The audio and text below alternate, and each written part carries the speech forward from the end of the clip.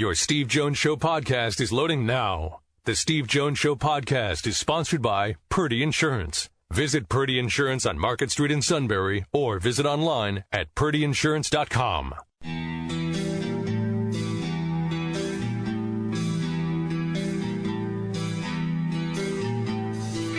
Sports talk where your voice counts. This is the Steve Jones Show on News Radio 1070 WKOK. Now, from the Sunbury Motor Studio, here's Steve Jones. Sorley takes it. They rush 4. Back. Time. Delivers over the middle. He's got him inside the 15 to the 10. Hamilton to the 5. Near corner. Touchdown. Penn State. A 92-yard drive by the Nittany Lions. Their longest drive of the season. Up at the line of scrimmage. They talk protection. Now he backs up. 3-man front, but they show blitz. They bring blitz. McSorley back. Throws. Caught by Bucknell to the 20, 15, to the 10, breaks a tackle to the 5, touchdown Penn State, and the Nittany Lions take the lead, converting a 4th and 8. This is an outstanding play by Bucknell. Made a big catch. Turns, gives it to L.J. Scott, hitting the hole, dives, he didn't get there. Penn State will get the football. Motion by Stewart away from us. Fake the jet sweep, back the worky pump fake. They go screen near side and blown up by Chavis, who throws it for a loss back at the 40-yard line. You can't have a tackle read a play better than that. Throws inside screen to Hamilton, 35. Hamilton gives a little bit of ground, turns upfield, 30. Barkley in front to the 20. And out of bounds and rolled out of bounds for a first down at the 15-yard line. Now looks at Vasey, takes the snap, put down. The kick by Davis is up, and the kick by Tyler Davis is good. And Penn State cuts into the lead. It's 21-17. Michigan State with 2:11 to go in the third. And McSorley, play action fake. Steps up, long and deep downfield, wide open Tompkins. He's got it to 20, 15, 10, 5, touchdown. And the Nittany Lions retake the lead on the final play of the third quarter. 2nd and 10. Here comes the blitz. Delivers far side.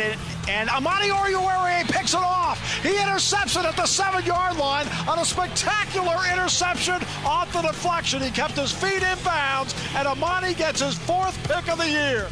On 3rd down and 8, their own 9-yard line. Takes the snap, back to pass. Delivers. Caught 10-yard line, 15. First down, 20. Hurtling over the 20. And out to the 22-yard line is Mike Gesicki. Maworki will put it down, center of the field, goalpost staring him in the face, 34-yard attempt to win it. Maworki looks back, now looks forward, takes the snap, puts it down. The kick by Coughlin is up. The kick by Coughlin is good, and Michigan State wins it 27-24. You can't turn the ball over. I mean, you cannot turn the ball over and expect to win. We had 3 turnovers. I think we only got 1. You know, that doesn't work. Since the beginning of time, that doesn't work. We didn't handle the weather really well. We slopped around for a quarter or so and did not handle that really well. It's the first time I've ever been through that. I've never been through it in 23 years. We didn't handle it very well. So we got to be better moving forward. There's no doubt about it. We did blitz a lot, but we didn't get there enough. You know, that's kind of been the issue the last couple weeks. We are blitzing, but we aren't getting there. You know, whether we're rushing 4 down, 5 down, or whether we're bringing 6, we're not getting there. We're not hitting the quarterback enough. You know, you got to give that quarterback credit. He's very accurate. He's very poised, and he's mobile. He's good job moving in the pocket. And they made plays, but we busted stuff. I mean, you know, we had running backs running clean because we didn't feel our responsibility, whether it was a linebacker going with him or it was a peeling defensive end in the blitz or whatever it is. We didn't do it enough, you know. So too many mistakes against a good football team on the road. We've made those plays over the last year. In the last couple of weeks, we haven't. You know, we haven't consistently been able to make those plays. You know, obviously, in a game like this, you know, being able to run the ball would help you, would help our protection. And we got to get better in that area. That's something that we are going to get better at, running the football. James Franklin after the game, and I started to see something, to be honest with you, in the running game in the second half. You started to see more forward movement against a team that plays the run very well. But I started to see some forward movement with the Penn State running game as the game went. There's a fine line in these games, a very fine line. We see what home field does mean. You know, for example, Michigan State beats Iowa at home, but Iowa takes out Ohio State playing in Kinnick. Iowa plays Penn State tough in Kinnick. Penn State wins the game. Northwestern beats Michigan State in Evanston. All right, then you see something like that's big. And Penn State was able to win in Evanston. So it's just a fine line of a lot of little things that are going. Let's look big picture here for a moment. As much as the short term at the moment stings because the idea of going to the college football playoff is not going to happen. But Penn State has a season, or had a season to this point, of very high expectations. That's not over with yet. But they had very high expectations. I much rather would have high expectations. That means you're somewhere. Right? Flying under the radar is only good for a little period of time. Right? Well, if we fly under the radar, they won't know we're there. Well, that's exactly right. They may not know you're there. Right? I'd rather have high expectations. I'd rather have that that feeling of, look, you've got something. Because Penn State does have something. Now, they're not everything's settled, as we all know. I mean, there's still a couple of areas that you need to look at. Still the offensive line, still linebackers that have been the slowest to recover from everything that happened. And that takes a little bit of time. More so in the offensive line than at linebacker. Linebacker takes less time. It just turns out that's the way it's played out. But when you look at coaching jobs, and this is something I talk about all the time, and Sean knows I talk about this all the time, and that deals with, it's interesting to see somebody come in, inherit somebody else's talent, do something with it. But I always point out that the test of time and the test of your program is then when it finally rolls over and becomes all of yours. Gus Malzahn's a good example. He inherited Gene Chiswick's talent, and he took them to the national championship game.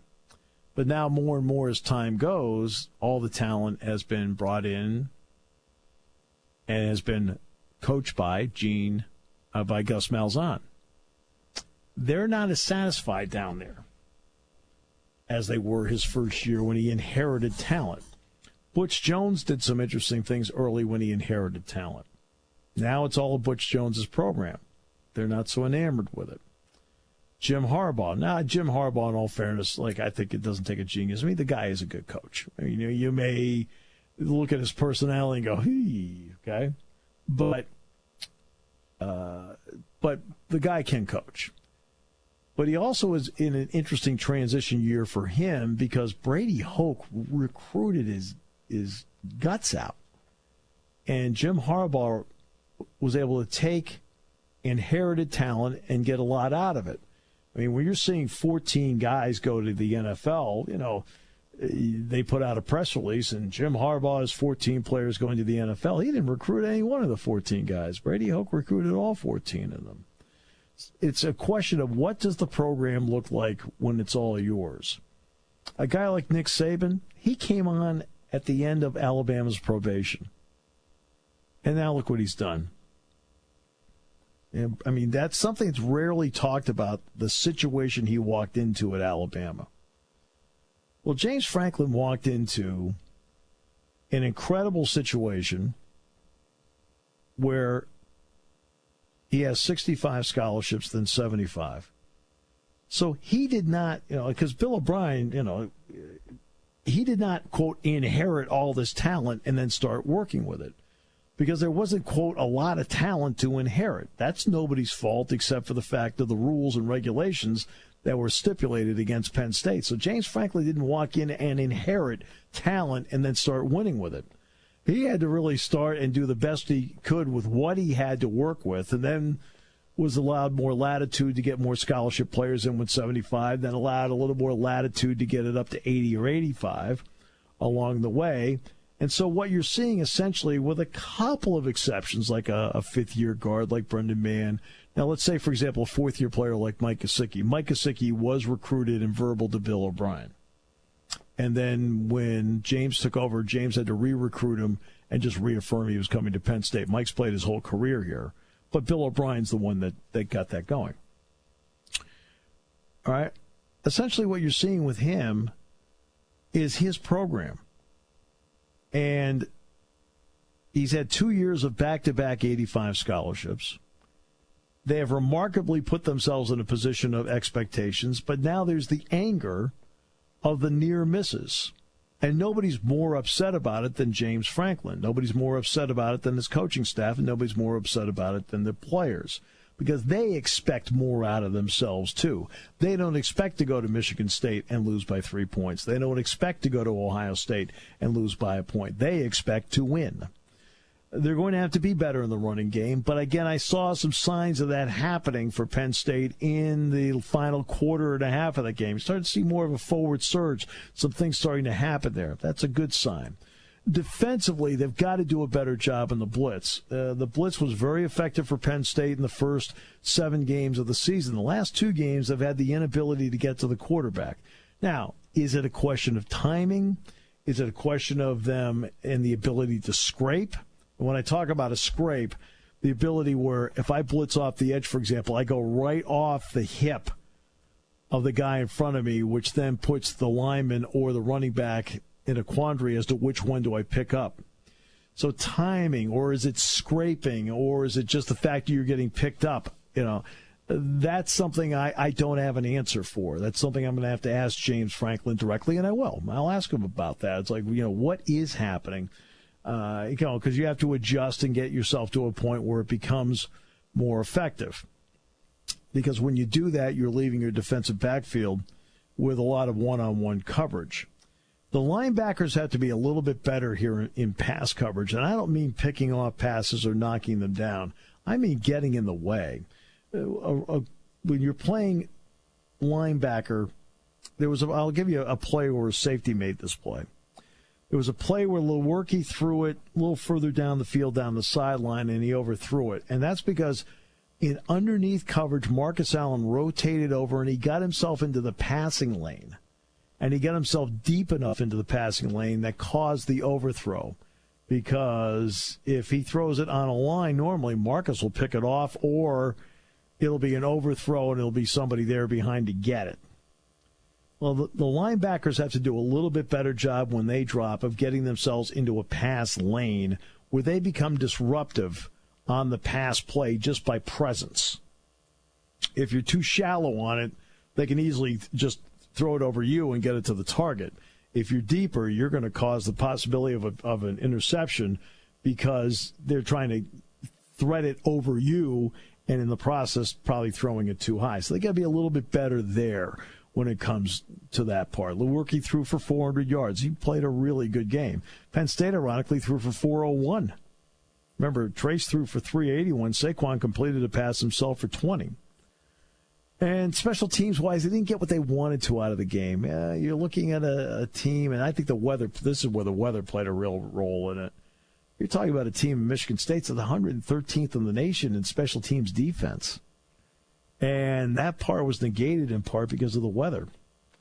And that did not help at all. I give Michigan State credit. They made plays. And now let's get to the base. There are certain keys to any game that are really important. I always talk about giveaway, takeaway. Penn State has spent all season on the positive side of the ledger. Even the Ohio State game, they were +2. Positive side of the ledger, they've scored 94 points this year off of takeaways. They've already scored more points this year off of takeaways than they did all of last season. Penn State in this game was a -2. The 3 interceptions that Trace threw compared to the one Amani Oruwariye picked off. I felt that 2 of the interceptions kept Penn State from scoring. And it's obviously Amani's interception kept Michigan State from scoring. Field position. Again, Penn State has won that all year, including Ohio State. Penn State's the average drive start was the 40 against Ohio State. Ohio State's average drive start was the 32. This time it was the 32 for Penn State. The 32 for Michigan State and only the 19 for Penn State. So Penn State had a long field in front of it all afternoon. And again, these are swing factors in the game. Now, you create your own field position. Yes, you're the one that has to minimize your mistakes. All right? And then the other part is explosive plays, and I think that was pretty much even during the course of the game. But those are swing factors that have been normally swing factors that have been very good for Penn State all season long that were not good in this game and worked against them. And despite it, still only lost the game by 3. But they've got to get back to what they do, which is getting good field position, winning the giveaway takeaway battle, which means being more careful with the football, getting their explosive plays, and then getting that running game going again. They're going to face Rutgers, which has won 3 of its last 4 games. They've only thrown 63 passes in the last 4 games. So they want to run the football, run the football, run the football, run the football, and when need be, they'll throw it. But they're only averaging 16 attempts per game during this 4-game stretch in which they've won 3 of 4. And they're going to come in with some confidence. They've won 3 of 4, 2 in a row. And a big difference for Rutgers this year is the fact that they've given up only 34 points in the first quarter. Same time last year, they had given up 134 points. That's 100 fewer points in the first quarter given up by the Rutgers defense, which is playing better this year, much better this year than last year. All right, we'll take a break. We'll come back with more in a moment. Brought to you by Purdy Insurance, Market Street in Sunbury. Go to purdyinsurance.com on News Radio 1070 WKOK. There are a lot of places to get insurance coverage, but only one place in the Susquehanna Valley ready to put 4 generations of experience to work for you. Hi, I'm Adam Purdy. At Purdy Insurance, we take the time to talk with you and find the right coverage for your needs. Everyone's situation is unique, so our approach is to customize coverage to best protect you. Whether it's home, auto, or business insurance solutions you need, call, email, or stop in to see how our commitment to personal service can help protect what matters to you.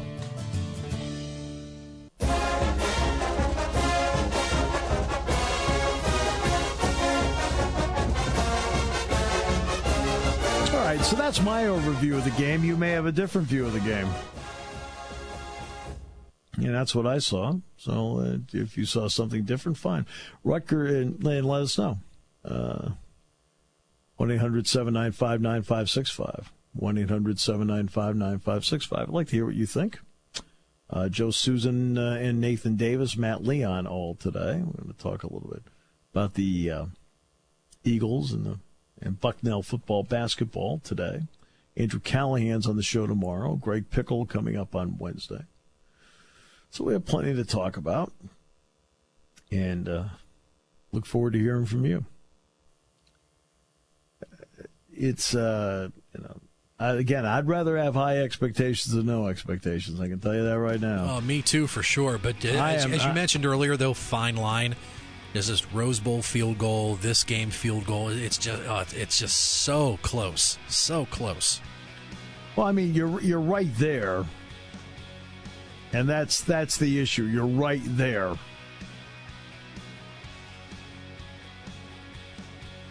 Now, I mean, you're talking about the last 19 games. They're right there. Now the question is, how do you change that? Obviously, the 2 games, Ohio State and USC, it's obvious in the fourth quarter you've got to finish better, all right? This is a game here with all the craziness that happened that you fall behind, you battle back, and you gave up 2 fourth-quarter field goals. So, not easy.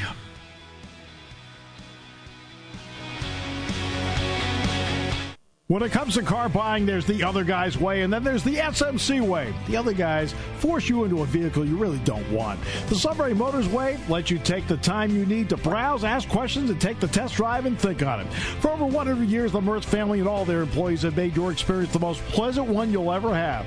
The other guys won't offer you the best price for your trade, no matter how much they say they will. The SMC way is their promise to provide you with the most money the market shows your vehicle is worth.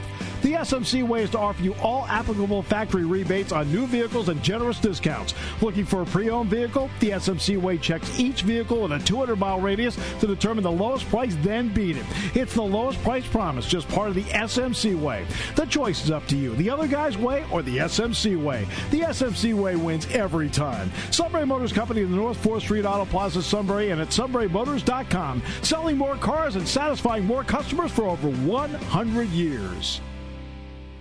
Taking your calls at 800-795-9565. This is the Steve Jones Show on News Radio 1070 WKOK. Now from the Sunbury Motors Studio, here's Steve Jones. They just, with that one statement, he increased the ratings. Oh, come on. Hey, it's November. They say November sweeps, right? Yeah, exactly. Yeah.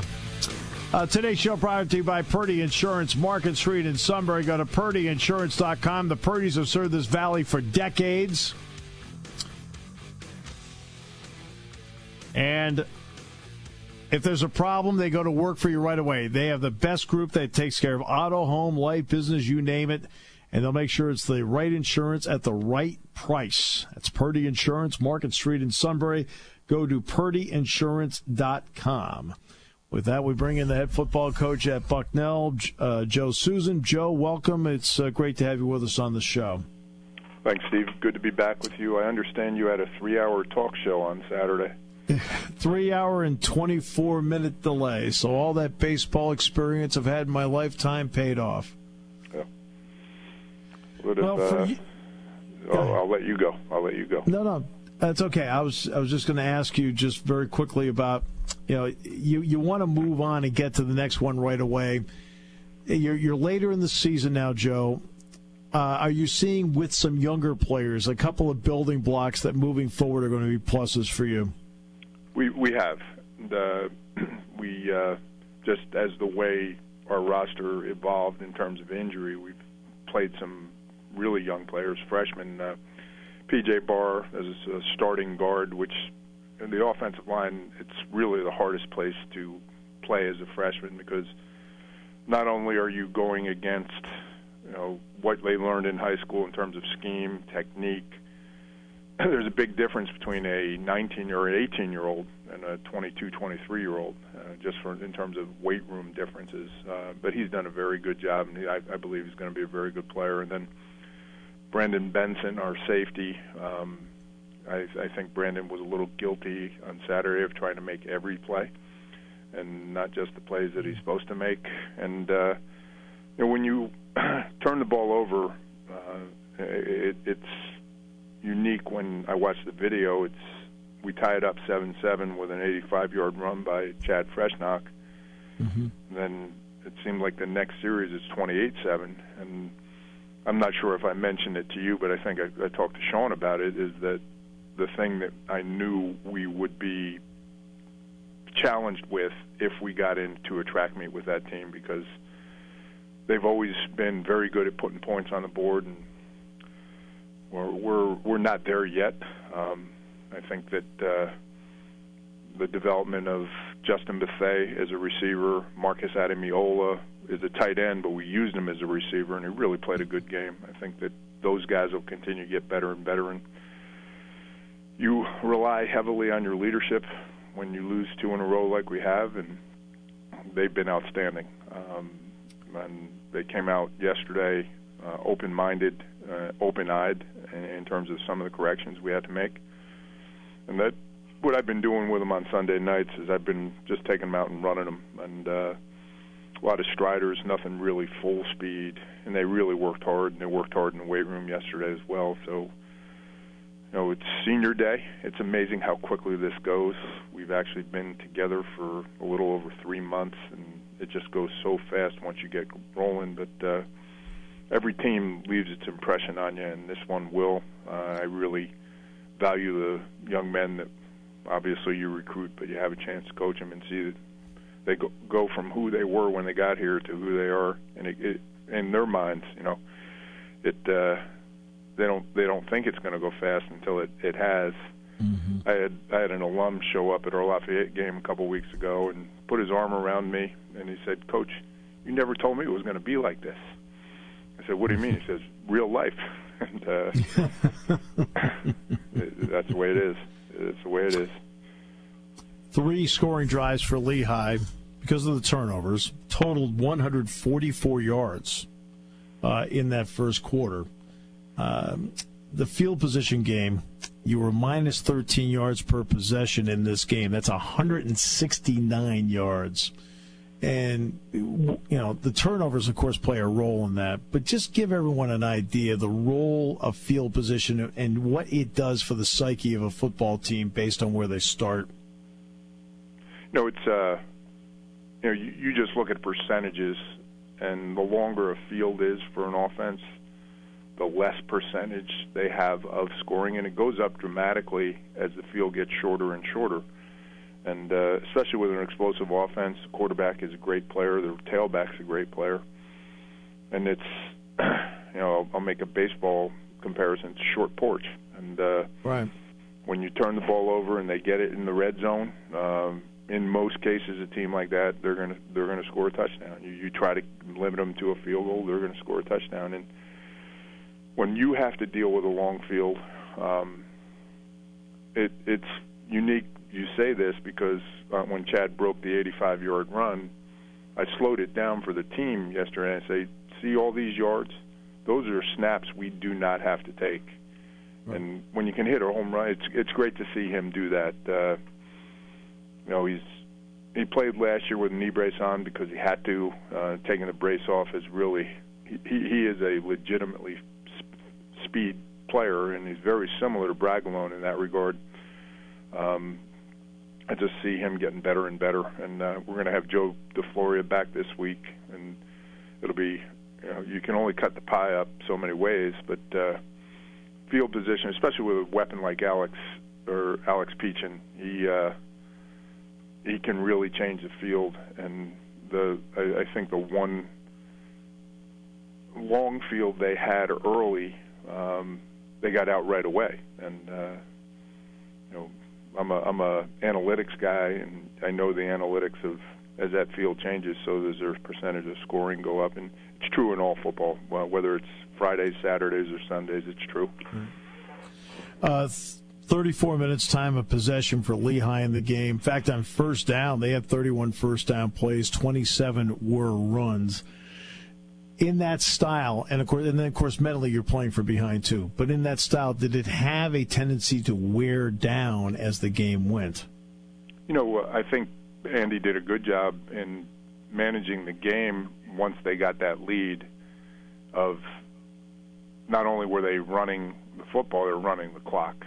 And I don't think we wore down physically, but it really takes that clock away, and it put us in a position where in the second half, early in the third quarter, we went into a 2-minute mode, and actually moved the ball pretty effectively. But when you get that far behind, it really becomes you better gain your chunks, and you better bypass third downs or make your third downs. And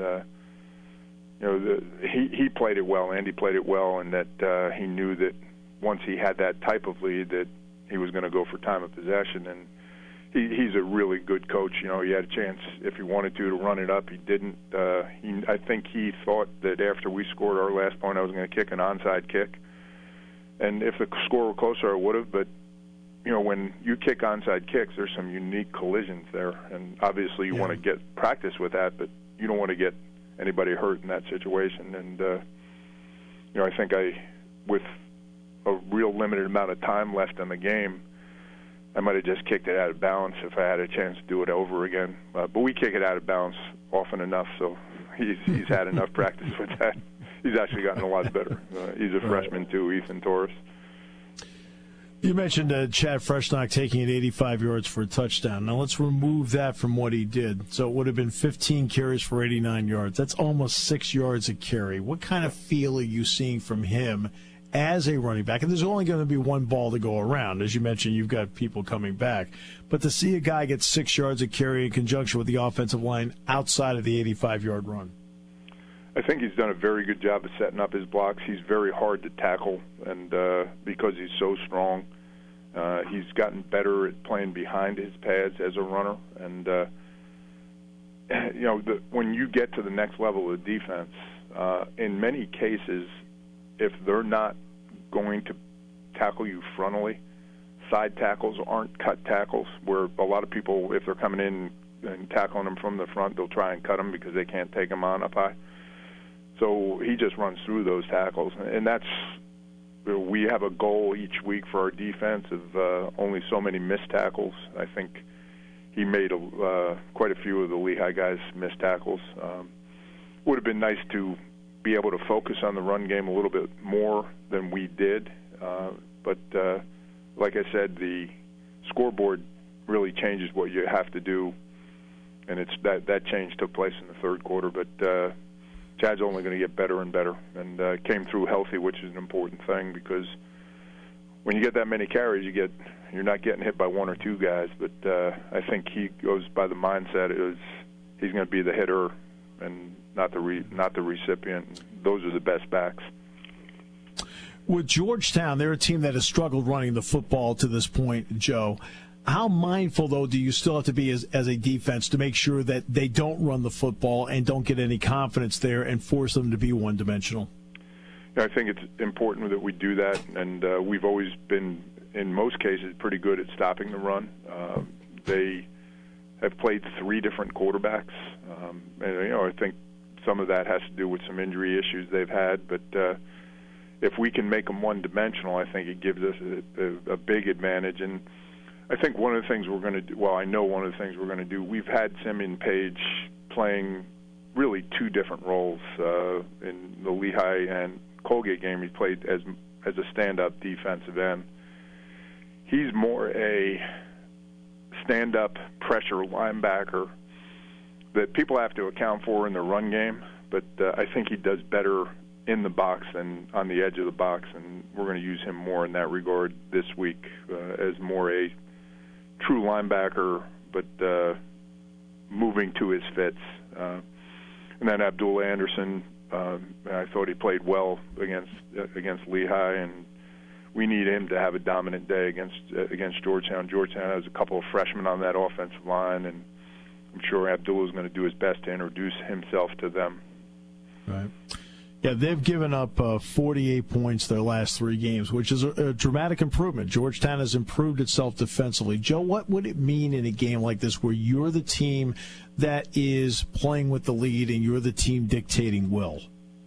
We want to get back in that. The important thing for us is we can't turn the ball over, and if we get the lead, we've been good at doing what Lehigh did to us. We've been good at milking the clock, using the run game, and playing field position. And that's what every coach wants. He wants to be in a position where it's so much easier to play with the lead, any lead. And I think a lot of that goes back to how we start.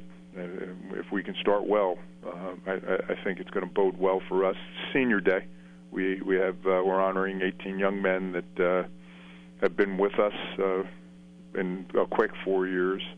And it gets a little bit emotional there, but they've got to be focused on what it's going to take to make sure that they, in playing their last game in Christy Masterson, it's a positive thing for them, their families, and us as a program. And it really gives us a chance because, and for us to go out with a winning season, we got to win this one, and then it gives you an opportunity to win the next one. But they know how important this game is, and I told them after the game, I talked to them about mistakes, but I also said that there's only one way we can prepare for this game, and I said I know that we will, and I know they will, and excited about these weeks.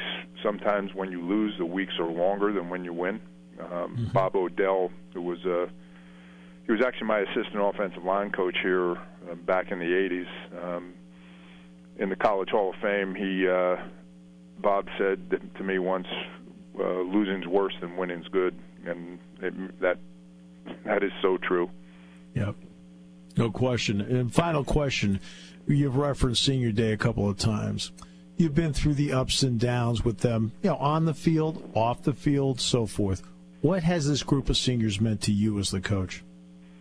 I think that as a group, obviously getting to know them as high school juniors, seeing them as high school seniors, them making the decision to come here.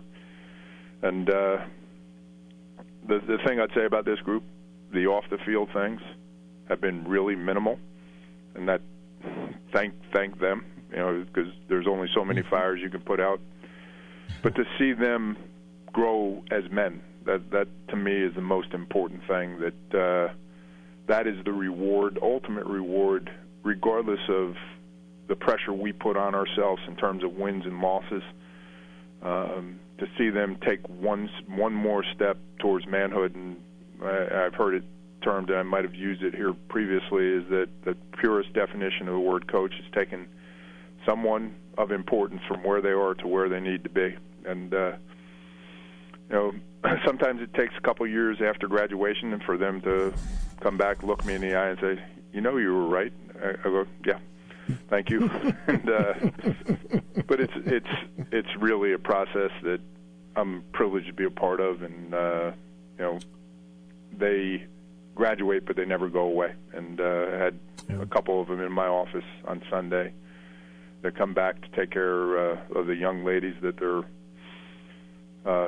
dating or going out with, and they make sure they stop by the office. They try to steal T-shirts, which they are pretty effective at doing, and but it's good to catch up with them and see what they're doing in their lives and making sure they stay in shape and take care of their bodies and take care of their moms and dads. That's a reward. Well, in the process of this show, it's always a privilege to have you on. I appreciate everything you continue to do for us, and we appreciate the time you gave us today. Good luck coming up on Saturday. I appreciate it, Steve. You guys have a great trip to it's at Penn State this week. Penn State Rutgers, right? Yeah, finally home. It's Rutgers, your old stomping ground. It doesn't look like any thunderstorms, though, so you'll have to cut your conversation short. Yeah, we'll do that. Believe me. After I got to the P's in the phone book. So. All right, my man. Thank you very much. Thank you, Coach. You bet. Take care, Sean. You bet. Bye. Joe Susan, head football coach at Bucknell. By the way, Joe and everybody will be at Maddie's coming up on Wednesday, as a matter of fact. I know you're going. I will be there. Public is invited. Lunch from noon until 1. Your chance to win some Bucknell prizes and some of those T-shirts, too, from Joe's office. Yeah, Doug will be there. You bet. MC. Should I ask? Oh, and speaking of, another type of MC, Matt Catrillo. He'll be there, too. Oh, Matt's wonderful. Matt will be on the call with Kevin on Saturday. Yes, he will. Since Doug will be on basketball duty. But will Kevin be at Maddie's? Told me today he would be. Wow. I was sitting down when he said that. Glad I was. Well, might I then suggest autographs? If all of you could sign something for Kevin, that'd be great. We'll come back with more in a moment here on News Radio 1070 WKOK, brought to you by Purdy Insurance.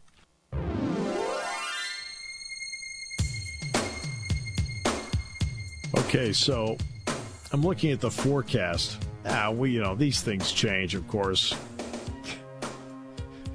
I mean, is there a profession where you can be more wrong and still keep working? I mean, really. Well, we should have had concern. Well, we should have had concern Saturday out of the gate when Jack gave the weather report after your interview with Coach when he said iffy. although it was iffy times 30. Right. But I'm looking at this weekend. Right. Now, the forecast here says that Friday's going to be 37 degrees. And Saturday's going to be 35. So I made an executive decision tonight with the temperature 57 that I know it's still 2 weeks away, and I'm not turning anything on until Thanksgiving. But I have no practices tonight. I'm doing the light thing tonight. There you go. I'm gonna see if I can do this in an hour and go, okay, great, we're done. I was actually coming back from lunch one day last week. I was driving through Shamokin Dam, and one house was already decorated for Christmas. Right. Well, I mean, I'm not. We don't put up inflatables or anything like that. We don't. I just put lights on bushes. All right, but.